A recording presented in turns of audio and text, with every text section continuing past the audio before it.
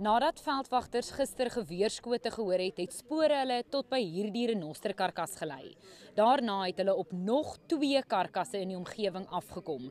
2 van die 3 renosters se horings was reeds verwyder. Volgens die omgewing misdaad ondersoekdiens het die span onmiddellik opgetree toe hulle die skote hoor en die stroopers agterna gesit. Die verdagtes was redelik vinnig vasgetrek. Hulle was gearresteer binne 1 uur en 'n half na 2 ure nadat hulle hierdie dier geskiet het. Die 3 mans, 2 Suid-Afrikaners en 1 van Mosambiek, het vandag in die streekhof in Skukuza verskyn. Die saak is tot volgende week uitgestel.